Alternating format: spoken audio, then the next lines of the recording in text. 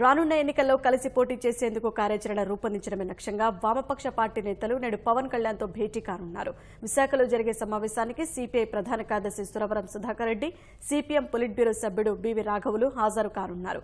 పొత్తులపై స్పష్టత ఉన్నందున సీట్ల సర్దుబాటుపై వామపక్ష పార్టీల రాష్ట్ర స్థాయి నాయకులతో చర్చించి నిర్ణయం తీసుకుంటామని సిపిఐ నేత రామకృష్ణ పేర్కొన్నారు.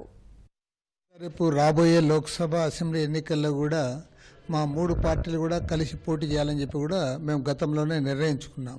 రాష్ట్రంలో వివిధ అంశాలపైన ముఖ్యంగా గిరిజనులకు సంబంధించిన అంశము, ల్యాండ్ అక్విజిషన్ భూసేకరణ చట్టం 2013కు సంబంధించి రాష్ట్రంలో ఈ భూముల కేటాయింపు విషయంలో నిర్వాసితుల సమస్యలు, అదేవిధంగా పర్యావరణంకు సంబంధించిన ఇష్యూస్, ఇలాంటి అన్ని అంశాలపైన కూడా ఒక అవగాహన అందరి మధ్య ఒక ఉమ్మడి అవగాహన రావాలనే ఉద్దేశంతోనే రౌండ్ టేబుల్ సమావేశం జనసేన పార్టీ ఆధ్వర్యంలో జరుగుతుంది. ప్రజలకు సంబంధించిన అంశాలు, ప్రజలు ఎదుర్కొంటున్న సమస్యలు, అదేవిధంగా ఎలాంటి వైఖరి మనం తీసుకోవాలి అనే దానిపైన రేపు మేము చర్చ చేసుకుంటాం.